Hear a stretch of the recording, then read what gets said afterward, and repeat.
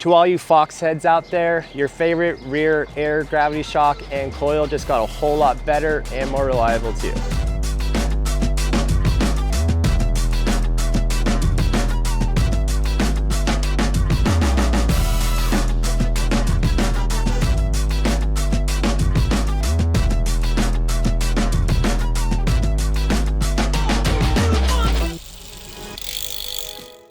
Hey everyone, we're out here in Scottsdale, Arizona, riding the new Fox suspension for 2026. We just got back from a long ride today, taking a little relaxing break on this hammock, and decided to talk to you guys about their new line of gravity shocks, the Float X2 and the DHX2.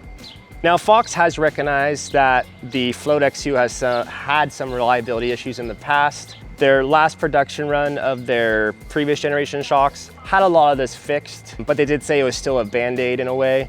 Whereas with this fully newly designed shock, they've been doing thousands and thousands of hours of testing in the lab, with test riders, with their pro riders, and it's pretty much been perfect across the board.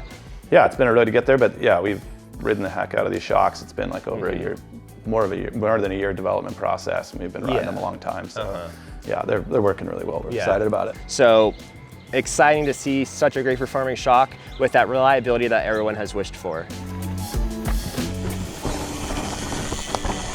So diving into the 2026 line of Fox's gravity-oriented shocks, as you would expect, we still have the Float X2 and the DHX2, as you can see on my bike to the right of me.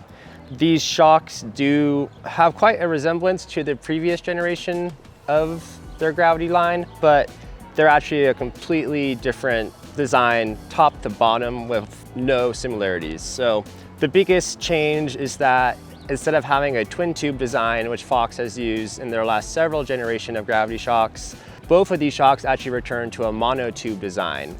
I could explain why that decision was made, but I'm gonna pass it off to my friend Ariel, who is a design engineer at Fox, who's gonna dive into the reasoning behind this shift.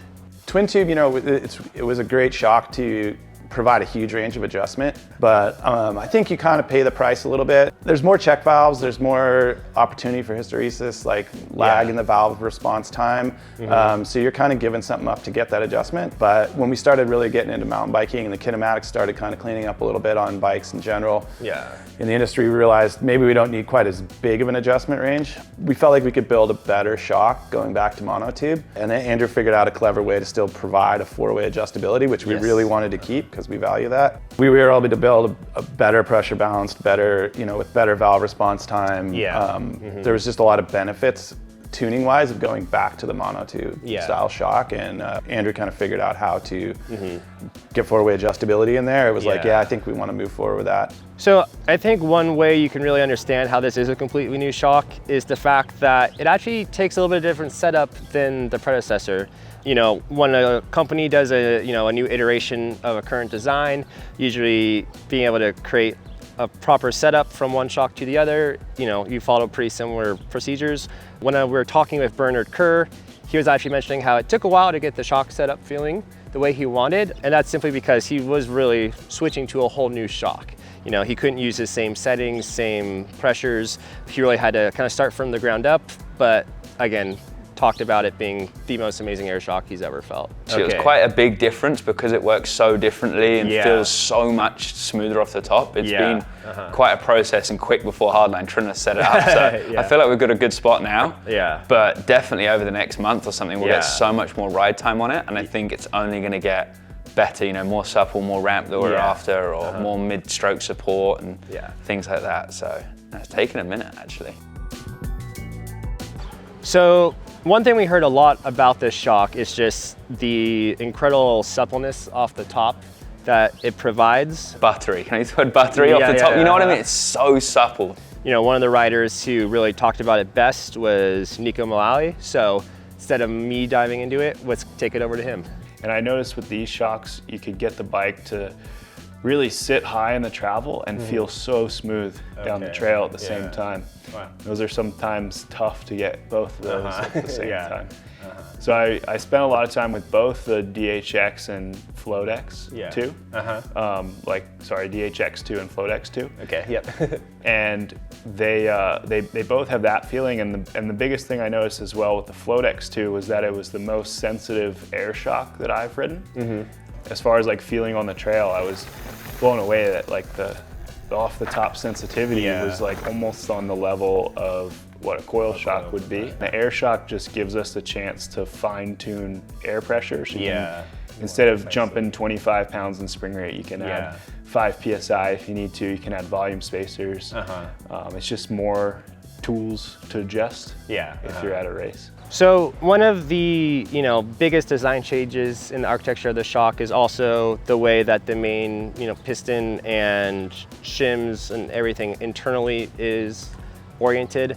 Obviously on the outside you may notice a 90-degree shift from what the previous generation had, but instead of me trying to explain the complex internals of the shock, let's take it over to Ariel again, one of our top engineers, to dive further into the details. Our ultimate goal now is, like, obviously we keep talking about comfort, control, grip, and we want to do all those things. And one of the big things we use in that is to make sure all our shocks are running at really like low internal pressures and really even internal pressures. And so going back to the drawing board, we've designed this shock to be ultimately to do that with every tune we offer. I mean, we talked about all the valve response time, the low hysteresis, all that stuff, but when you really focus on that as a number one from the start of design, then there's things you do internally, like limiting check valve throws, all these little bits, and lots of small things that we've done to make them just be the highest performance shock you can make, you know what I mean? At this point, lowering surface contact area on pistons, we went really deep on this one, you know what I mean? And we continue to do that with all our shocks. So another change you might notice on the exterior of the shock is now both the low and high speed rebound adjustment is near the lower eyelet. And this is because of the monotube design. Both of these have to be located here. In that design, the rebound's going to be on the main piston.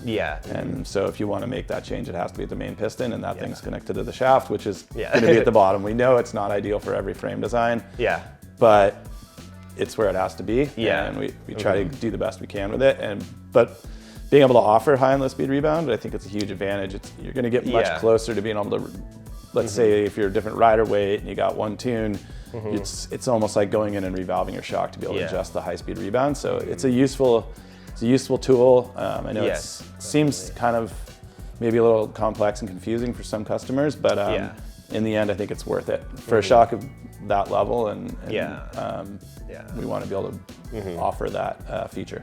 On the coil shock, you actually have to remove these with an Allen key just to get the coil off, but it takes about 2 seconds. It's not a difficult thing to do, so you're likely not going to be changing your coil too often.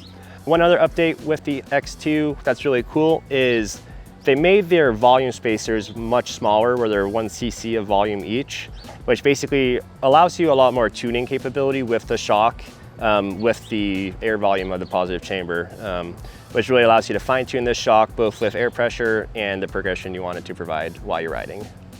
So out on these Arizona trails that are pretty pedally, the very first thing I noticed about these rear shocks is the incredible climb switch they have.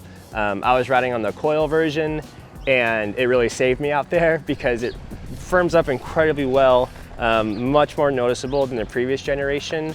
And a lot of that has to do with the new main piston size and the monotube design.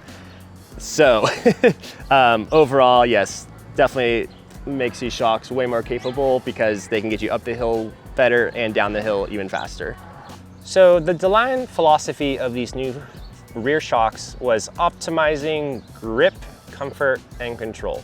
Basically, the Fox engineers said, if you can master this balance, you can create the greatest suspension on earth. And that's the approach they took to this new line of shocks. They perform incredibly, a noticeable improvement from the previous generation provided by Fox. So we're super excited that we got to ride these already. We're gonna ride them a whole lot more. And yeah, can't recommend it enough, honestly. It will change the way your bike feels and provide way more confidence while you're out there on the trails. So thanks for checking out this video. If you wanna watch more videos from Jenson USA that look at the newest tech in the bike space. Check out the rest of our channel, and until we see you out there on those trails, keep pedaling.